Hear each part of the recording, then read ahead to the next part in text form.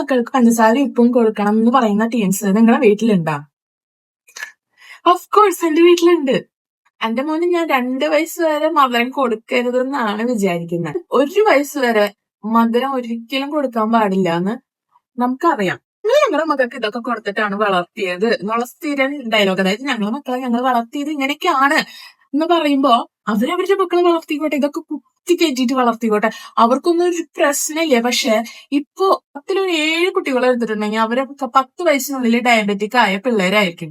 എന്തുകൊണ്ടാണ് ഇങ്ങനെ മധുരം കുത്തി കയറ്റി കൊടുത്തിട്ട്? ഈ മധുരം എന്ന് പറയുന്നത് അത്രയും നല്ലൊരു സാധനമല്ല, ഏറ്റവും വിഷമായിട്ടുള്ള ഒരു സാധനമാണ്. നമ്മൾ വരെ ഷുഗർ ഏറ്റവും കൺട്രോൾ ചെയ്താ അല്ലെങ്കിൽ ഷുഗർ കട്ട് ചെയ്താൽ തന്നെ അത്രയും നല്ലതാണ് നമ്മുടെ ബോഡിയിൽ മനസ്സിലാക്കാൻ പറ്റും. ഇപ്പോഴും ഫോൺ ഉപയോഗിക്കുന്നുണ്ട്, പക്ഷെ ഈ വക കാര്യങ്ങളൊന്നും അറിയില്ല എന്ന് പറയുമ്പോഴാണ് എനിക്ക് ഭയങ്കരമായിട്ടുള്ള ഒരു അതിശയം തോന്നുന്നത്. ഈ ഒരു സാഹചര്യത്തില് എന്റെ അമ്മായിമ്മ പറഞ്ഞൊരു കാര്യം ഞാൻ പറയാം. പണ്ട് പിള്ളേർക്കൊക്കെ, അതായത് എന്റെ ഹസ്ബൻഡ് വളർന്ന സമയത്ത് പിള്ളേർക്കൊക്കെ പാലില് പഞ്ചസാര സോറി പാലില് പാലില് ബിസ്ക്കറ്റ് ഇട്ട് കലക്കി അങ്ങനെ കൊടുക്കുമായിരുന്നു. അങ്ങനെ കൊടുത്തിട്ട് ഇവർക്ക് അത് കഴിച്ചു കഴിഞ്ഞാൽ എപ്പോഴും തൂത്തലും ഛർദിയും, അതായത് നമ്മുടെ വയറിളക്കേ ഇത് തന്നെയായിരുന്നു. എന്നിട്ട് ട്രിപ്പിഡ് ആശുപത്രി കൊണ്ടുപോലും ഇതൊക്കെ തന്നെയായിരുന്നു. ആൾക്ക് അതിലെങ്കിലും കുറച്ച് എനിക്ക് ഒരു അഭിമാനം തോന്നി. അതായത് ആൾക്ക് അതിലെങ്കിലും ഇങ്ങനെ കുറെ കാര്യങ്ങൾ അറിയാലോ, എന്റെ കൂടെ ഇങ്ങനെ എനിക്ക് ഞാൻ പറയുന്നത് മനസ്സിലാവണുണ്ടല്ലോ എന്ന് ഓർത്തു. ആ മോളെ ഇങ്ങനെ കൊടുക്കാൻ പാടില്ല അല്ലെ, അങ്ങനെ ചെയ്യാൻ പാടില്ല അല്ലെ എന്ന് എന്നോട് പറയുമ്പോ എനിക്കൊരു സമാധാനം. പക്ഷെ പലരും അങ്ങനെ ആയിരിക്കണം എന്നില്ല, പലരും അങ്ങനെ ഇല്ല. ഇവര് നമ്മളെ അടുത്ത് ഇങ്ങനെ പറയുമ്പോ നമ്മളിങ്ങനെ പറഞ്ഞു കൊടുക്കില്ലാവോ, ഇങ്ങനെ ചെയ്യാൻ പാടില്ല, അത് കൊടുക്കാൻ പാടില്ല, ഇത് ചെയ്യാൻ പാടില്ല എന്ന് പറയുമ്പോ അവര് ഞങ്ങളതൊക്കെ ചെയ്തിട്ടുള്ളതാ, ഇങ്ങനെയൊക്കെ വളർത്തിയിട്ടുള്ളതാന്ന് പറയുമ്പോഴാണ് നമുക്ക് ഇവിടെ അങ്ങനെ തോന്നുന്നത് അല്ലെ. പറഞ്ഞു കൊടുത്തിട്ട് മനസ്സിലാക്കാൻ പറ്റാത്ത അവസ്ഥ, എത്ര പറഞ്ഞു കൊടുത്തിട്ട് മനസ്സിലാക്കാൻ പറ്റാത്ത അവസ്ഥ. പിന്നെ നമ്മൾ നമ്മുടെ കാര്യം അന്വേഷിക്കുക, അത്രേ ഉള്ളൂ. എല്ലാ അമ്മമാരും പറയുന്ന ഒതന്റിക് ആയിട്ടുള്ള ഒരു കാര്യം ഞാൻ പറയാം. എന്റെ മോനെ, അതേത് മക്കളെയും 10 മാസം ചുമന്ന് പ്രസവിച്ച് ഇരിക്കുമ്പോ നമ്മൾ ഈ 10 മാസം മേലോട്ട് നോക്കി ഇങ്ങനെ ഇല്ല ഇരിക്കുന്നത്. അവർക്ക് എന്തൊക്കെ കാര്യങ്ങൾ ചെയ്യാം, അവരെങ്ങനെ പ്രൊട്ടക്ട് ചെയ്യാം, അവരെങ്ങനെയാണ് നോക്കേണ്ടതെന്ന് പറഞ്ഞ് നമ്മളെ കയ്യിലൊരു ഫോൺ ഉണ്ട്, പിന്നെ കുറെ കാര്യങ്ങൾ അവിടുന്ന് ഇവിടുന്നൊക്കെ കിട്ടും. ശരിയായിട്ടുള്ള കാര്യങ്ങളാണ് നമ്മൾ എടുക്കുന്നത്. അപ്പൊ അങ്ങനെയൊക്കെ നോക്കിയിട്ടാണ് നമ്മൾ ഓരോന്നും ചെയ്യുന്നത്.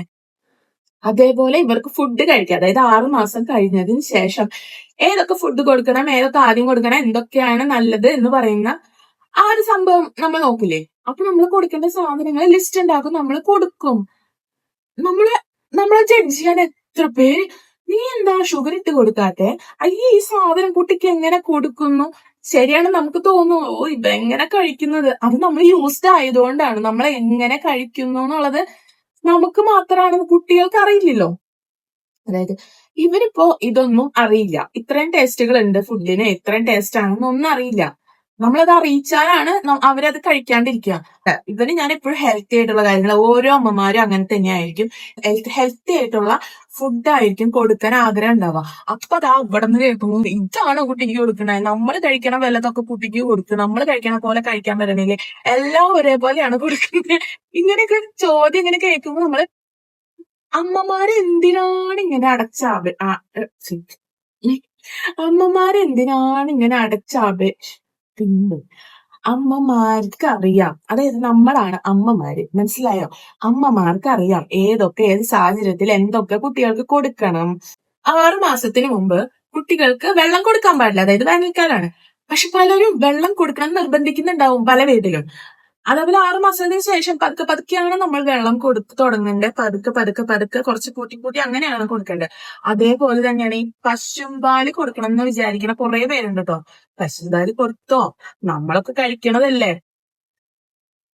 നമ്മൾ പണ്ട് ഉപയോഗിച്ച, അതായത് പണ്ട് നമ്മൾ നമ്മുടെ മക്കൾക്ക് കൊടുത്ത കുറെ കാര്യങ്ങളൊന്നും ഇപ്പോ അതിനേക്കാളും വിഷമായിട്ടാണ്, അതായത് പണ്ടും വിഷം തന്നെ തീറ്റിപ്പിച്ചത്, ഇപ്പൊ അതിനേക്കാളും ഡബിള് വിഷമായിട്ടാണ് ഇറങ്ങുന്നത്. അതായത് അതിന്റെ ഇൻഗ്രീഡിയൻസ് കുറെ കൂടിയിട്ടുണ്ട്. അതൊന്നും അവർക്ക് അറിയില്ല. ബാധിക്കാനായിട്ട് കുറെ ഇങ്ങനെ നിൽക്കും, പക്ഷെ അതിൽ എന്താണ് സത്യം എന്ന് മനസ്സിലാക്കണ്ടേ. കുറെ അമ്മമാര് ഇങ്ങനെ സ്ട്രഗിൾ ചെയ്യുന്നുണ്ട്.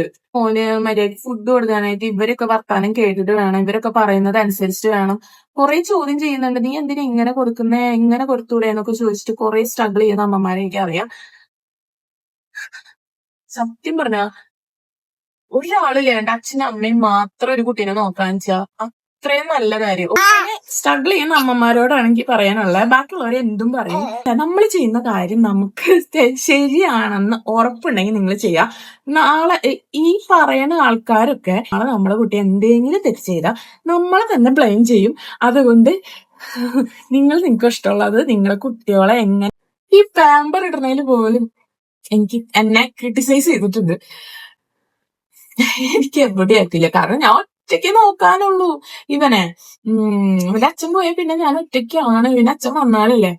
അപ്പൊ അതുവരെ എനിക്ക് മൂത്രം തുടച്ച് ബെഡിൽ മൂത്രം തുടച്ച് ഇരിക്കാൻ പറ്റില്ല. എനിക്ക് ഇവന്റെ കാര്യങ്ങൾ ബാക്കിയുള്ളത് ചെയ്യണ്ടേ. അപ്പൊ പറയുന്നവര് പറഞ്ഞോണ്ടിരിക്കും. എന്ത് കാര്യമായാലും ഫുഡിന്റെ കാര്യം എന്ത് കാര്യമായാലും പറയുന്നവര് പറഞ്ഞോണ്ടിരിക്കും. പറഞ്ഞോട്ടെ, നമുക്കത് പ്രശ്നമല്ല. അവരവിടെ ഇരുന്ന് പറയട്ടെ. ഇല്ല, ബൈ.